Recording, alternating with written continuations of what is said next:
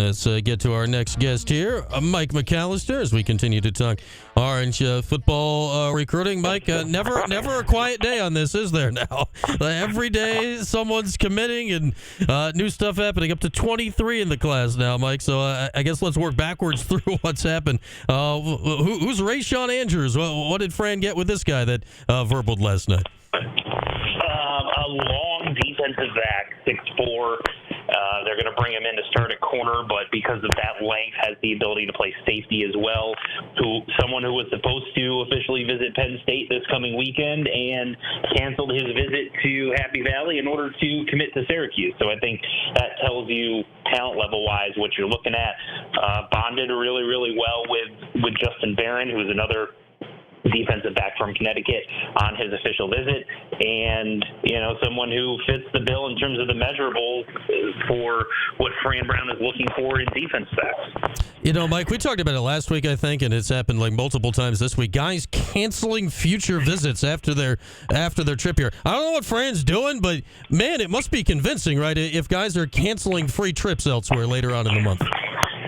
Yeah, I mean, the free trip thing, it's always amazed me why Hawaii doesn't get more visitors, right? Yeah. Like University of Hawaii. Why would you not put them on your official visit list? Like, I'm going to go out there just to spend a weekend in Hawaii for free. Like, why wouldn't you do that?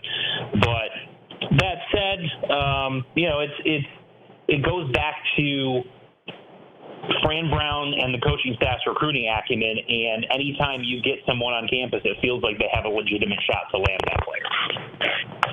Yeah, that is a fact. Like, their conversion rate has been extremely high.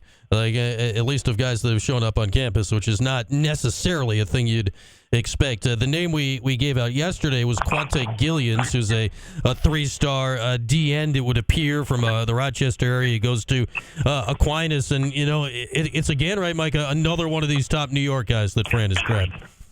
Yeah, top 5 player in the state. And again, he has attacked New York State as aggressively as I've seen any Syracuse coach, maybe since going back to, Coach Pasqualoni or Coach Mack even, has attacked New York State. It's been a clear priority, and he's not just attacking or going after the top guys. He is clearly, looking deep into unrecruited areas and trying to see if there's diamonds in the rough there, as we talked about before. So he is put into action, and the words that he said about keeping players home and recruiting in the Northeast and recruiting in your backyard, he has put all of that into action, has stuck to that word, and he's clearly has had a lot of success with the messaging with those types of players. Do you think it's also too, Mike, like, hey, year one, like, really make a point about it, like, let people know that Syracuse is back in action in New York State? Yeah, that certainly, I'm sure, plays a part in it, but it's one of those where New York State doesn't typically have dozens upon dozens upon dozens of power program recruits, power conference recruits, so recruits of that caliber. The fact that he is able to find as many as he did, I think, tells you a couple of things. One, there could be some under-scouting going on in terms of some different areas in the state. Two, I think this state, or this particular class, 2025, is a little bit deeper than what it has been in the recent past, and both of those things, combined with the messaging and trying to make a splash in year one, all has come together for what's been a pretty perfect storm from the Fran Brown perspective. We got Mike McAllister with us of 24/7 Sports as we are looking at yet another week of Fran Brown recruiting. You retweeted something earlier today, Mike, about a player Syracuse is a finalist for that is announcing tomorrow. He's an offensive lineman from Orlando by the name of Jaden Wilkerson. He said he'll be committing around 6:45 tomorrow night. Any chance here? Everything I read, it looks like a Miami situation, or is Syracuse in this with any shot tomorrow?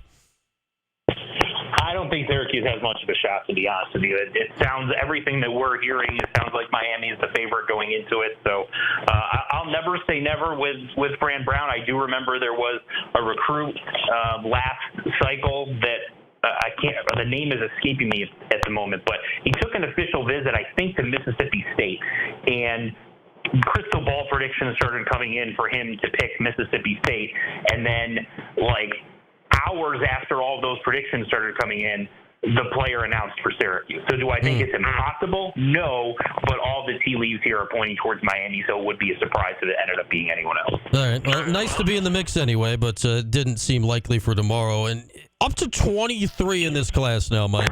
Do you have a sense what the total volume Fran is looking for in this class? Because obviously it's getting verging on largest right now. Like, do you have a sense of how many more he wants to add, or if there is a target in mind at this point?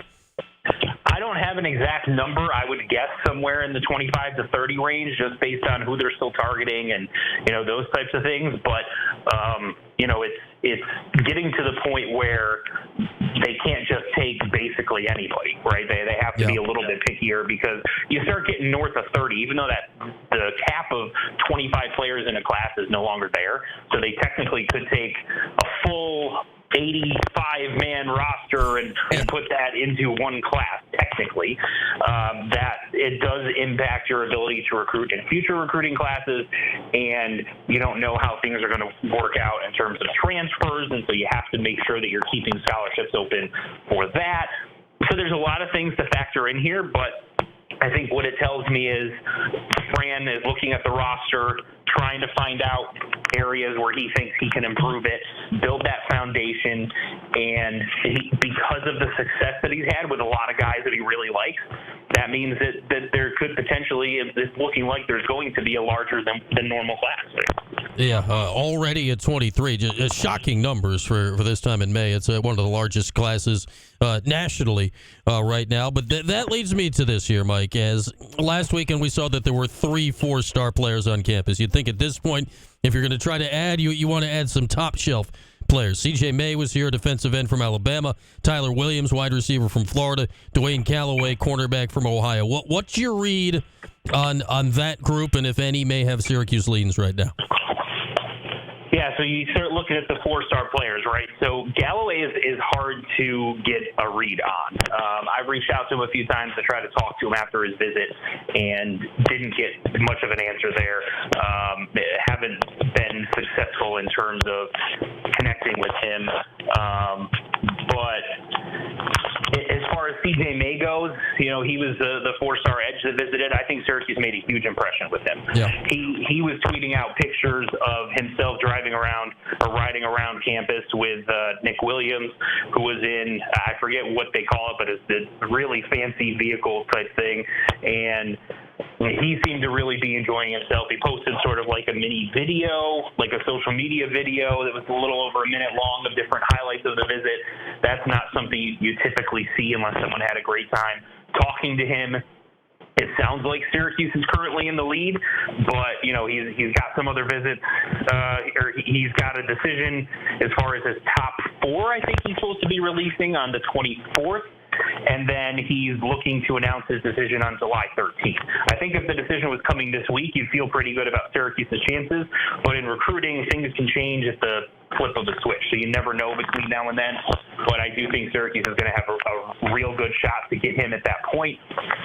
Tyler Williams, I think Syracuse has made a pretty strong impression on him. They have targeted him and prioritized him for quite a while, but I worry about Miami, who's in state, and he's visiting Georgia this weekend, and I know he thinks pretty highly of both of those programs, so I think that one's going to be a tough one, but I don't have a definitive feel as far as where he's leaning. I know some in the industry think that Miami is the favorite there, but I think Syracuse will have a shot, but that's going to be another tough one to get. Yeah. Wild, that's what we're talking about, Mike. Syracuse versus Georgia and Miami for a wide receiver out of Florida. And it's a realistic thing right now as we got Mike McAllister with us. Obviously, quarterbacks are always interesting. Sebastian Broughton was up here from Florida the other day. I saw he tweeted out over the weekend that he received an offer. I guess that means he hadn't had one before visiting. What's his story with his visit this last weekend? So he's kind of an interesting one with Rich Beelan, who is another sort of undersized quarterback, just around 6 foot. but is being recruited kind of as a quarterback/athlete, meaning if it doesn't work out at quarterback, he's got the abilities to potentially be a receiver or a defensive back or a running back. He's got other skills that allow him to translate to other positions. So both of those guys are kind of being recruited the same way, and Beelan had visited during the week, the previous week. Mm-hmm. So I'm wondering if they would be willing to take both of them. I'd assume not, because it's kind of a very specific thing. Maybe you target one of those per recruiting cycle, but it would seem odd to take both of them, because then you almost have 3 quarterbacks in the class, and that's a lot with Luke Carney already committed. But he's interesting in that he's extremely talented. He's got a lot of ability, but I'm just not sure if he's going to be ready to make a decision before Beelan is. And so if Beelan ends up picking Syracuse, is that offer from Syracuse for Sebastian Broughton still committable? Very interesting thing to kind of monitor as Syracuse navigates the rest of the summer here. Yeah, his nickname is Worm. I like that. I like these nicknames here. Like there's some good nicknames in this group, huh?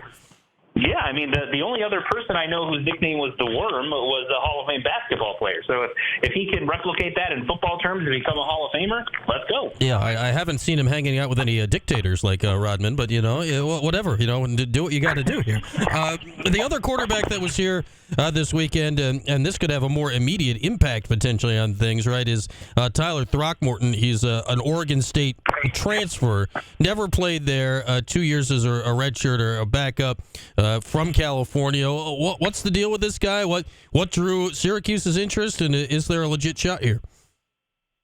I think there's a legit shot there, and what drew Syracuse's interest is I think they're trying to bring in someone else through the transfer portal that bolsters their depth at the quarterback position, gives them a little bit more in that room, someone who's been at the power conference level and has multiple years of experience left, so that if he comes in and really impresses, earns the backup job, he's got a real shot to be the starter after Kyle McCord leaves following this year. Throckmorton would seem to fit that bill. He's been at a power conference school at Oregon State. He's got 3 years of eligibility left, so he would have 2 after this coming season, and he'd provide you some depth. Now, he hasn't played a ton, hasn't played very much at Oregon State, but that you understand why Syracuse would look at a player like that. Now, he did not have an offer coming into the visit, and he's supposed to be talking to Fran Brown today about the status of that. So I haven't heard back in terms of where that stands, but that's something we're monitoring, and I think if he does end up with an offer, I would think that he would take it. Okay, so that'll be interesting info to watch out for maybe tonight or tomorrow from Mike, so do stay tuned for that. And it feels like, right, Mike? Obviously, Kyle McCord's the starting quarterback. Be it a Throckmorton or what, Jakari Williams will be here soon, right? Or Carlos Del Rio Wilson, or we have no idea. It feels like the backup quarterback job on as we sit here on June 18th is still wide open, right, for this season. Oh yeah, it definitely is. I know Carlos Del Rio Wilson showed some things this spring, but I think Jakari Williams has a legitimate shot to come in and earn that job. So it's going to be an interesting quarterback battle in terms of who's going to back up Kyle McCord. I think if you throw Throckmorton into that mix, that makes it even more interesting. And then, we saw Braden Davis running with the wide receivers during the spring game. I think his move there probably becomes more permanent if they bring in Throckmorton. Yeah, that would make a lot of logical sense. All right, Mike. Lastly, we had a caller earlier, Tony, who wanted to know, what do you know about the incoming freshmen that weren't here in the spring, which would be a Jakari Williams, right, or a Jamie Trimble? Do you know what their schedule's like? I'm assuming they'll be here for class July 1st. Do you have any idea what the guys that aren't here yet, what kind of timeline they're on, and if any of them might be legit in the mix this year? Yeah, typically those players arrive in July, as you said, for that session of classes and begin then, because then they can start working out and sort of get acclimated to college life and all of that types of things. Now, which ones are actually arriving at that point and which ones may delay until the start of the semester, I don't have that specifically, but a vast majority, if not all, will show up for that July period, and especially because it gets you kind of ingrained in things going into training camp, right? So, and that's just typically the way things work. But yeah, it wouldn't surprise me if a couple of those guys maybe worked into, some playing time here and there. I think Tremble's an interesting one because he is such a talented player at tight end and has some wide receiver-like skills. Syracuse just happens to be extremely deep at tight end with Aronde Gatson and Dan Villari. And that's really, I think, the biggest thing why he might not play. It's not because he's not good. Syracuse just has two really good tight ends.